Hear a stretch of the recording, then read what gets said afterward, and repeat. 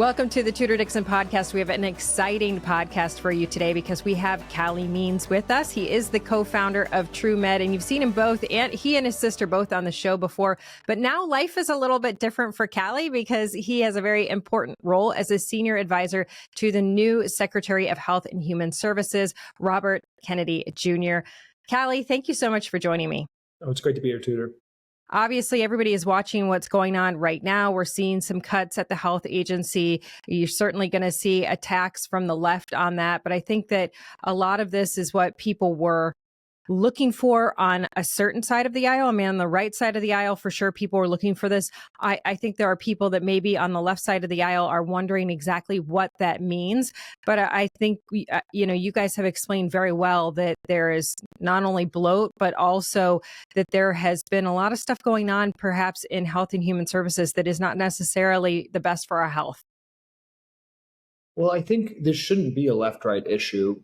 It should be readily apparent that the argument that the left is now making that more spending and more staff at HHS equals better health is just ridiculous. We spend 3 to 4 times more than European countries per capita on healthcare, and we're the sickest country in the developed world.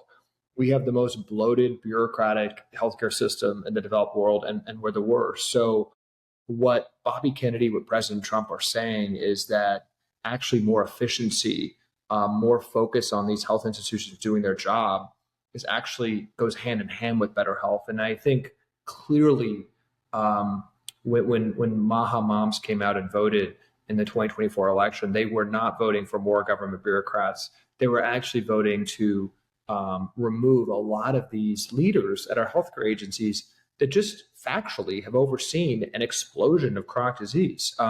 If Secretary Kennedy and President Trump weren't making moves and installing proactively great new people like Marty Makary at the FDA and Jay Bhattacharya at the NIH, who will take over this week, then what did people vote for? So I think everyone should be very encouraged by the fact that we're making HHS more efficient and installing great new people in there.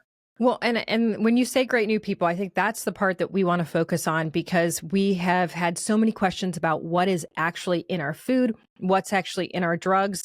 And that's something that obviously the MAHA moms were saying, gosh, we've got all of this food dye. We saw Vani Hari come out to Michigan and talk about the food dyes. Now we're seeing kind of on a state level, people taking a different look at this.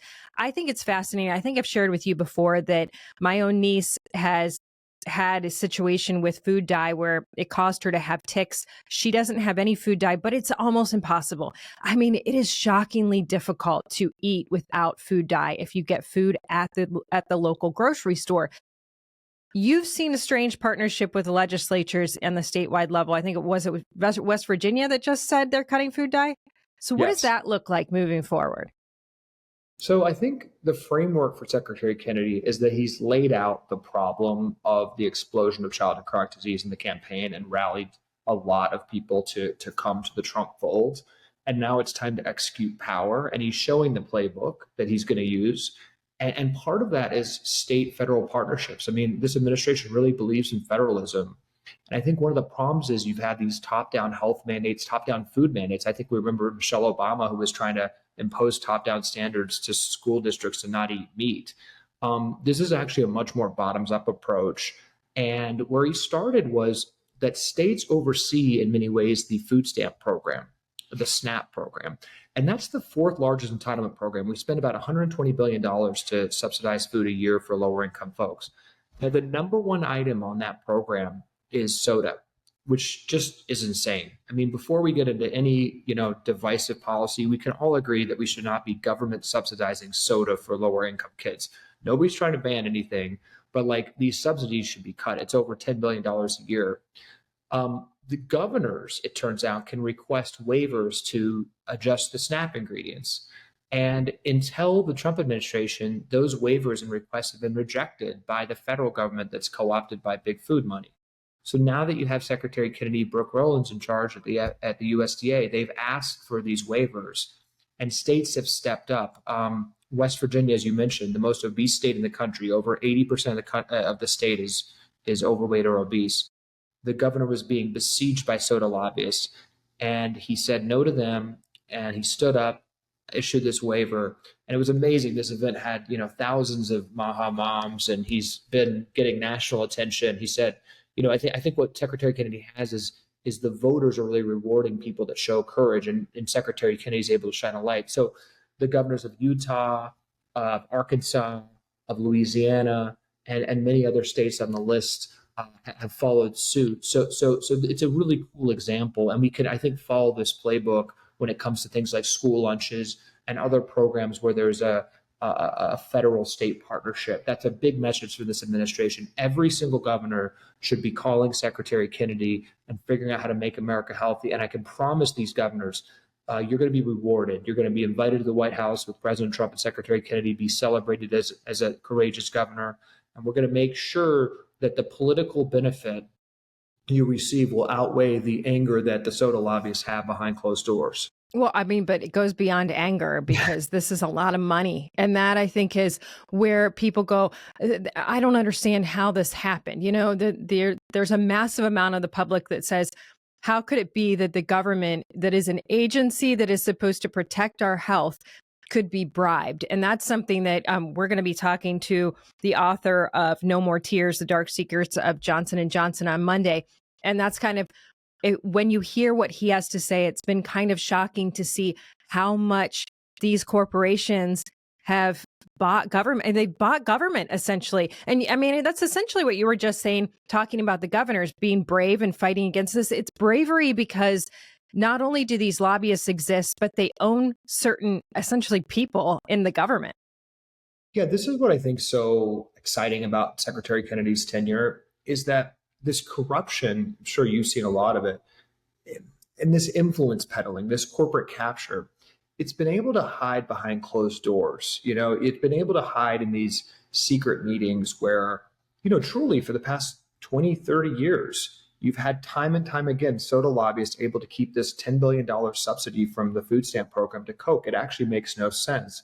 And what's happening now is there's a light being shined. I mean, you had the American Heart Association come into Texas with a lobbyist and argue for soda on SNAP. And this has been actually happening for 20 years. If you go to the American Heart Association's website, which is a group that sets the standard of care for cardiology in the country, their top donors are all food companies, millions of dollars. They're a paid lobbyist for food companies. And I've seen this early in my career. They've gone to state capitals for the past 20 years and argued for terrible policies like this. But now they make this argument. They don't realize it's 2025, but President Trump's in charge, the Secretary Kennedy's in charge. And that video got tens of millions of views immediately. You just had Andrew Huberman, the top healthcare podcaster, talking about it. So the American Heart Association actually had to reverse course. They said it was a mistake, but it was not a mistake. They've been lobbying for food companies for decades, but they're finally getting caught. So that's an interesting dynamic. When I was starting with Bobby Kennedy and chatting with the Trump folks about 2 years ago and really wanting to get this issue more front and center, a lot of lawmakers told me, we care about this issue, but the phones aren't ringing off the hook. This isn't a grassroots issue, this idea of children's health. We're getting a lot of calls. That's so crazy. No, 2 years ago, there was clearly this frustration of moms. There was clearly this care about what's happening to chronic disease. You heard about it on the podcast.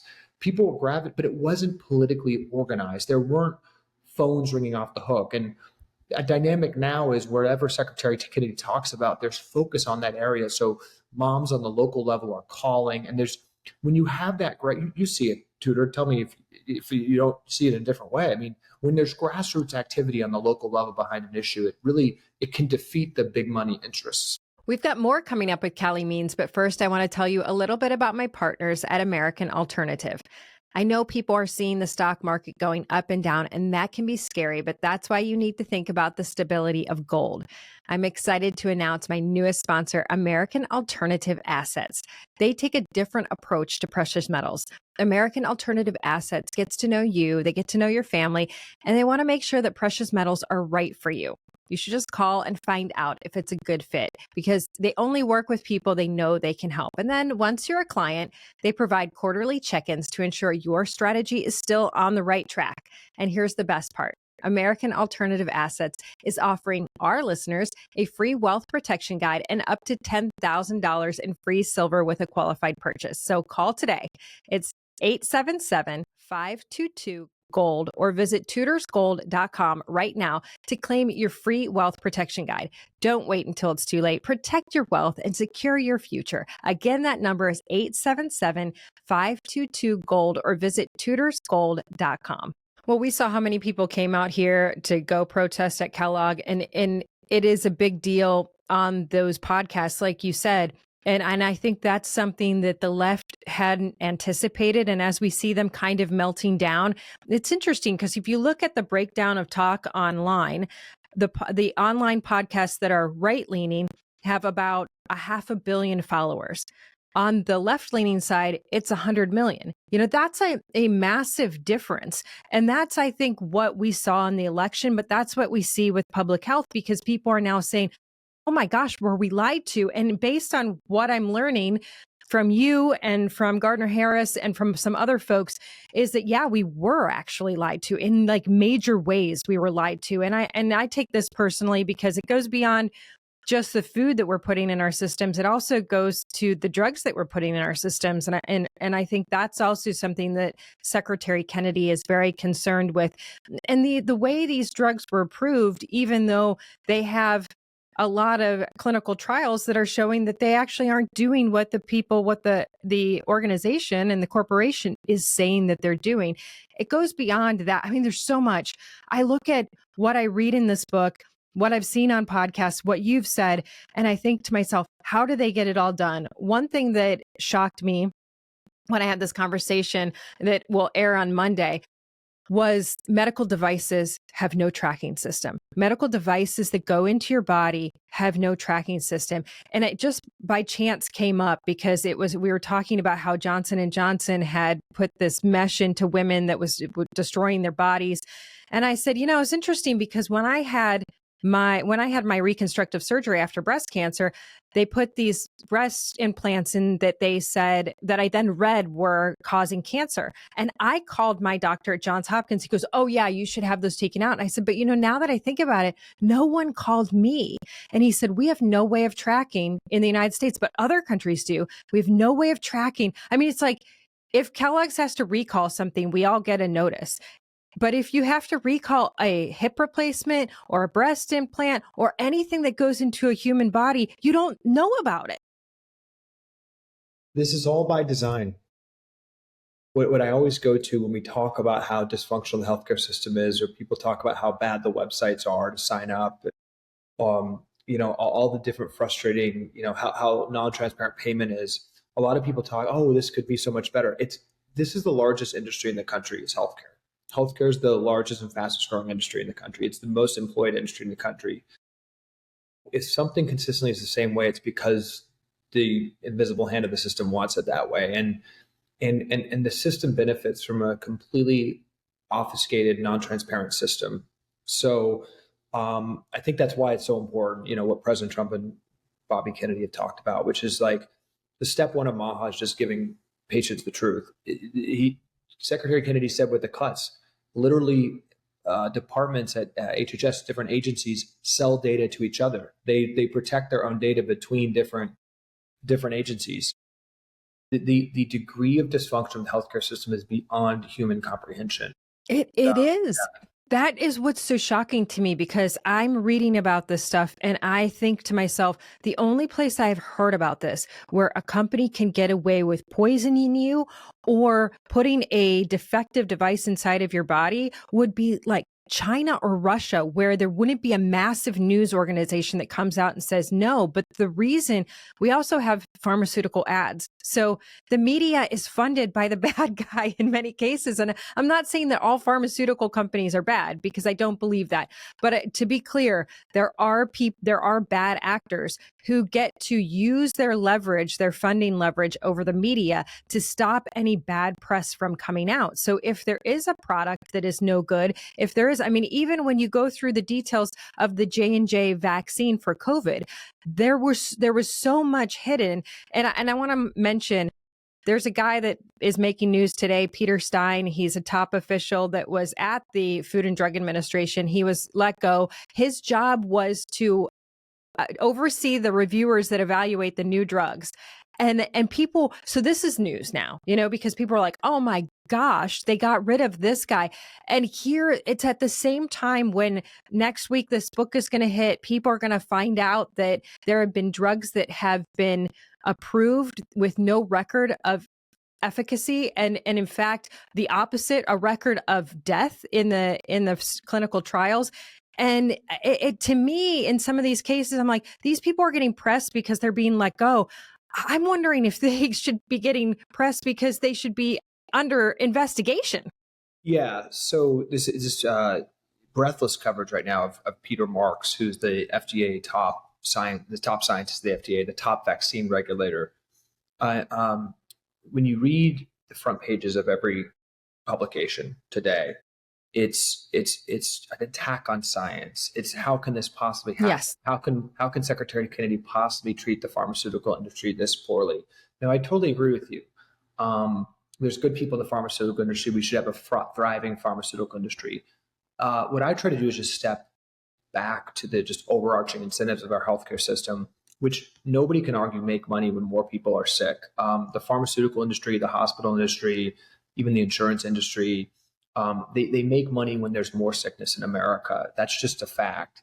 And that incentive has totally captured our institutions and was evident there was no clearer evidence of that than this guy, Peter Marks.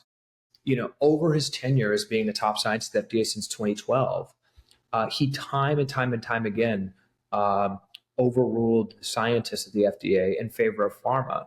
I mean, one example is that in 2020, the two top vaccine scientists at the FDA were raising some concerns about the COVID vaccine, particularly around whether it should be mandated to soldiers.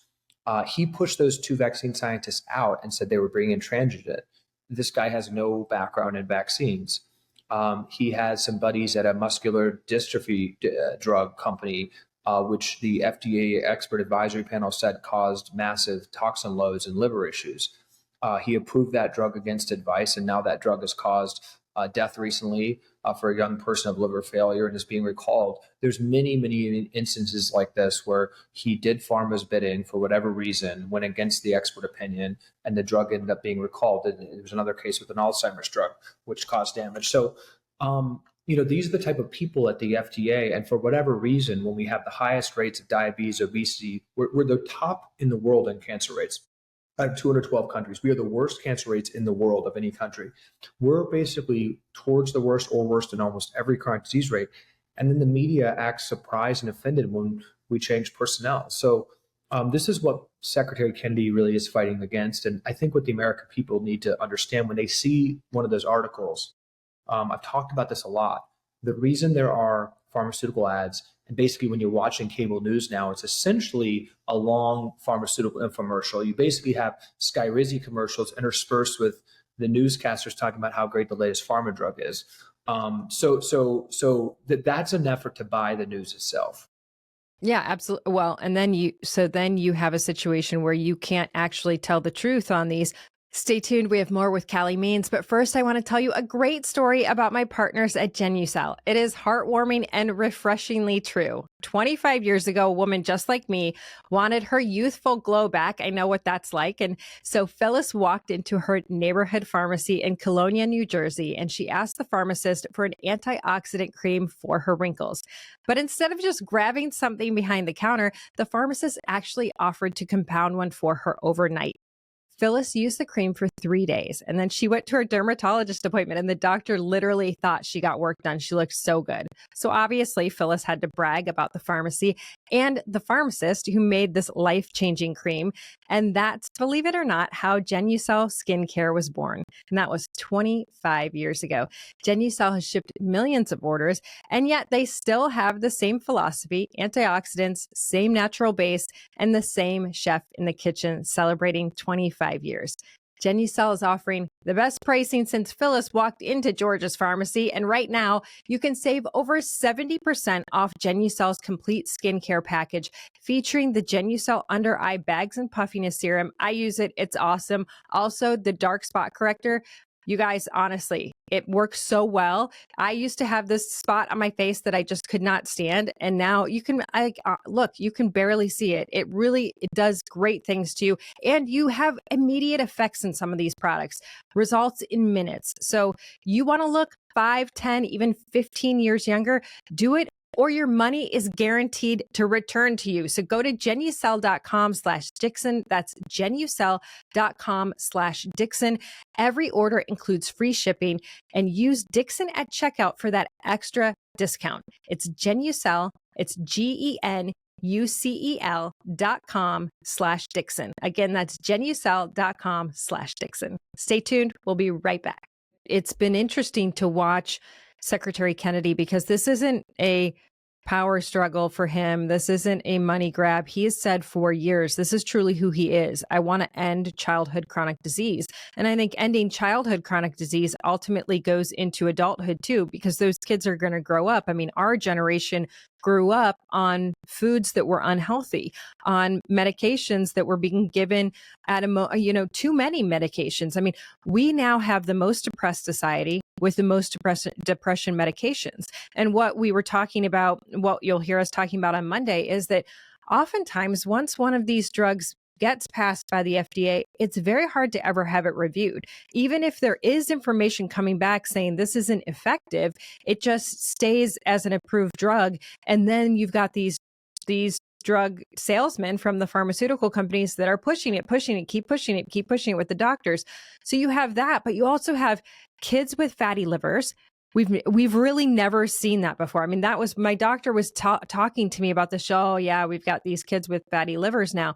And I will tell you, just the striking difference when I went to a choir festival last week, and the kids came out, and the striking amount of children who are in middle school who are really considerably overweight. And these are not, it's not like, oh, those kids' parents just don't care. I don't believe that for a second. I believe that it is a struggle to get foods that are healthy for our kids right now, because I believe that the reason we're seeing this is that the food is causing this problem, what our kids are ingesting. But it's not just that. I will say also, doctors want to put kids on antidepressants immediately that cause them to gain weight. How can this also be? Why is there no oversight over this? So you're getting me very fired up here, and honestly, like, I get emotional thinking about this because we're working right now on a report that President Trump has asked for in an executive order, which is to really analyze what's causing this chronic disease crisis, analyze the trends of childhood chronic disease, analyze how the U.S. compares to other countries. And we've solicited input from experts around the country, and our initial notes, which is simply bullet points of statistics, is 1,500 pages. And I just turn to a random page, and it's shocking statistics about childhood chronic disease. This report's going to just shock the country. And it's just shocking how we got here. And I think that's why, millions of moms and independents and young people who had probably 4 years ago never considered voting Trump came to Trump for the first time, because Bobby really awakened that issue. So the Trump administration is really going to lay out this problem. It's going to be the first government administration in history to really call this stuff out, because actually it's interesting seeing these policy debates. There's really a lot of lobbying pressure to not even release the truth. Like actually, yes, like it's yes. like explicitly what food companies and pharma companies argue is it's not even policy. They literally, like, it's going to hurt us to release that data. So I think one thing Secretary Kennedy and President Trump make it clear is, listen, we can have policy debates, but we're not going to take lobbying input on releasing transparency data to the American people. That ship has sailed. So they're going to do Thank that. goodness. And then, I think what's so powerful is Secretary Kennedy has power now. He has his hand on top of the largest department in government. It's actually, HHS is the largest by budget government department in the world. And he's going to be able to do these things like the SNAP reform, he issued a guidance on baby formula that we're going to immediately figure out why baby formula is so dysfunctional in the United States, make America the leading country for baby formula. He issued this ruling on the GRAS standards at the FDA. Right now we have self-policing of our food. You talked to Bonnie about this. We don't even know what's in our food. The food dyes are in there because the food industry is able to put them in without even checking. Whether you're conservative or liberal, complete self-policing Wild West, where literally the government doesn't even understand what's in our food, and there's no studies on the chemicals in our food. I mean, that doesn't make any sense, even just from a basic transparency standpoint. So Bobby Kennedy, day after day, is announcing these actual actions. And, I think the system's been rigged by, thousands of small steps. And I think if we can just get this momentum on actions that Secretary Kennedy's taking again and again and again, in 4 years, we're going to be amazed with how different the system looks. One that isn't so callous about, children's disease, about vaccine injuries, about the food we're putting in our kids' mouths. I mean, we just become immune to all these issues. And I think we're going to have a much different culture in 4 years if we keep it up. Well, and I think that the shocking thing to moms in America has been to hear folks like you come out and say, it's not like this in Europe. They're not allowed to do this. It's like, wait a minute, what? Why? Bonnie Hari, Food Babe, has become one of my best friends, and my unsolicited thoughts to her is always, she holds up the ingredient list between the U.S. and Europe, and it's 3 ingredients in McDonald's fries in Europe and 17 here, and then the Fruit Loops have in Europe a watermelon juice and beet juice and carrot juice, and here it's crude oil derived substances, a bunch of other chemicals that they don't have in Europe. I tell Bonnie, just like hold those up until the end of time. Like the European comparisons are so powerful because I don't want to give Europe much credit. And they frankly don't have a very good healthcare system. They have a terrible, inefficient socialist systems in a lot of ways. The point is, it's not about the intricacies of health policy. We have a cultural and almost corporate cronyism corruption issue where we just have such powerful interests that are predicated on, cheap addictive food and then sick care. And that's one thing this report's going to have, the presidential report. There's going to be over 100 comparisons between Europe, from everything from, the vaccine schedule to school lunches, to pharmaceutical prescription guidelines, to standards for kids on exercise. We are like an order of magnitude off, not even mentioning that, a big one is pesticide use. I mean, again, a lot of discussions to have, a lot of policies to talk about. These are complicated issues, but we should know the truth. We should know the truth that the U.S. is dramatically an outlier on things like pesticides. We have worse pesticide standards than China. These developing countries can't afford the disease and sickness and poisoning of their population. So we actually have some of the worst standards for some of these things actually in the developed or developing world. As our healthcare system gets bigger, we have to be recognizing the fact that means people are getting sicker. It is really sick care. It's trying to treat symptoms. And as you treat symptoms, you get more. And it just keeps continuing to blow up. I look forward to that report. I really, really do. Because, just from what you're saying, school lunches, we just got a notice from the school saying, we're complying with all of the state requirements. And I love our school, but our kids have cinnamon rolls at lunch and Bosco sticks. And they were so concerned with the Bosco sticks having that mozzarella in it. They had to teach the extra help at lunch CPR and the Heimlich maneuver because of that, instead of getting healthy food. That's the thing that blows my mind, And so I look at that and I say, man, what will we do with school lunches? And you brought up formula. I just like baby formula not being filled with nutrients. It's shocking. So we definitely look forward to that report. We're so glad that you are where you are right now. I remember months ago interviewing you and thinking, where could this man go and how can he help us? And there you are as a senior advisor in Health and Human Services. And it just brings tears to my eyes because we're so proud of you. Calley Means, thank you so much. Thanks for all you do. Yep. Thanks for coming on the podcast. And thank you all for listening to the podcast. For more episodes, go to the iHeartRadio app, Apple Podcasts, or wherever you get your podcasts, and join us next time. Have a blessed day.